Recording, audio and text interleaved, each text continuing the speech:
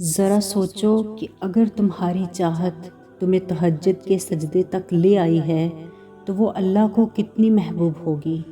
کبھی سوچا ہے کہ جو تم نے مانگا ہے اسے عطا کرنے میں اللہ اتنی دیر کیوں کر رہا ہے؟ تمہاری تڑپ، سجدوں میں بہائے گئے آنسو اور تہجد کی دعائیں، اب تک وہ شے تم تک کیوں نہ لا سکی؟ اس لیے کہ اللہ کو وہ شے بے حد محبوب ہے اور وہ تمہیں آزما رہا ہے۔ کیا تم اس قابل ہو کہ اس شے کی قدر و قیمت جان سکو؟ کیا تم اس قابل ہو کہ اللہ کی اس محبوب شے کی اس طرح قدر کر سکو؟ تمہاری چاہت کتنی سچی ہے یہ اللہ جانتا ہے، مگر وہ تمہیں احساس دلا رہا ہے کہ تم اس شے کے بغیر کتنی ادھوری ہو۔ اسی طرح وہ تمہیں خود تک لا رہا ہے۔ تہجد کا سجدہ کوئی عام سجدہ نہیں۔ اگر اس سجدے تک رسائی حاصل کر چکے ہو تو جان لو کہ اب معجزوں کو تم تک رسائی دی جائے گی، اور یہی اللہ کا وعدہ ہے کہ آزمائش کے بعد کا اجر یقینی ہے۔ محبتیں، خلوص اور تڑپتے ہوئے جذبات کبھی گندگی پہ قائم نہیں ہوتے۔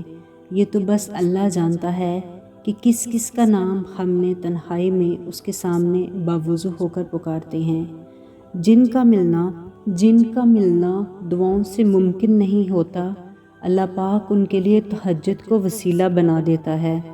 جب تمہارا یقین تمہاری دعاؤں کے تسلسل کو ٹوٹنے نہیں دیتا، تب اللہ پاک تمہاری چاہت کو معجزوں سے جوڑ دیتا ہے۔ وہ تو قبولیت کے امکان تب بھی رکھتا ہے جب تمہاری نظر میں تمہاری کہانی مکمل ختم ہو چکی ہوتی ہے۔ اللہ پاک تو اتنا کریم ہے، وہ ایک بھی سسکی کا صلہ ضائع نہیں ہونے دیتا۔ پھر کیسے ممکن ہے کہ وہ تمہاری قربان کی گئی نیندوں سے بے خبر ہو؟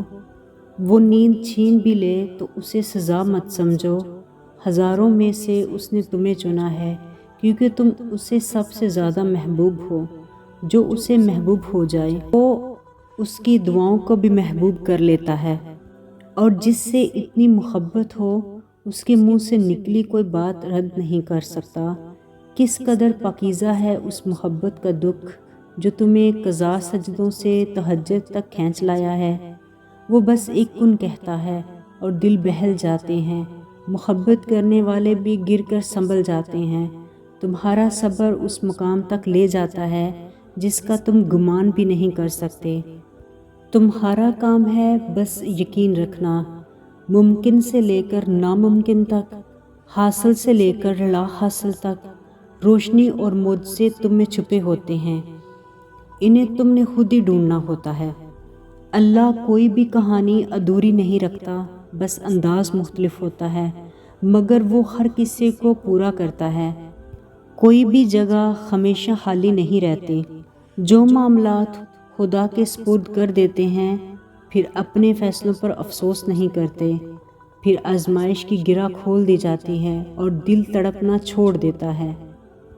وہ نصیب لکھنے والی ذات جو دلوں میں خواہش ڈالتی ہے، وہ ان خواہشوں کو نصیب میں بدلنے پر بھی قادر ہے۔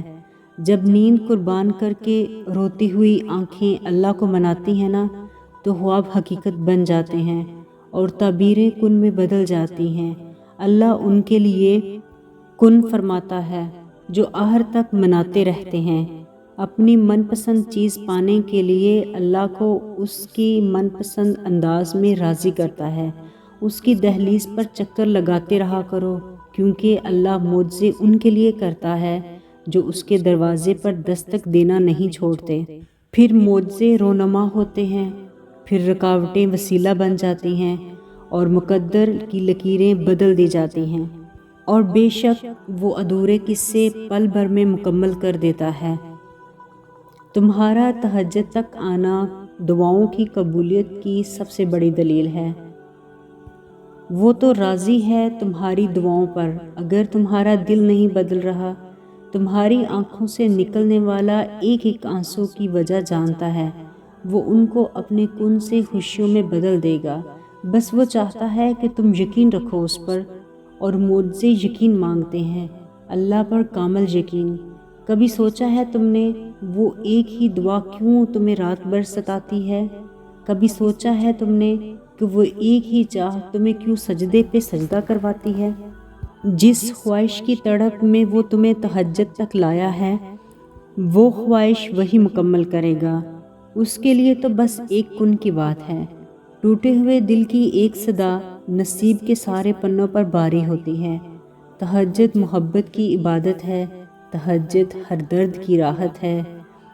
جو تہجد کا سجدہ قضا نہیں کرتا، اللہ بھی اس کی چاہت کو قضا نہیں ہونے دیتا، اور پھر حد مسافت میں اللہ تمہیں تمہاری من چاہی چیز سے نواز کر تمہیں بتاتا ہے کہ تمہارا رب کہانیاں پل بھر میں بدلنے پر قادر ہے۔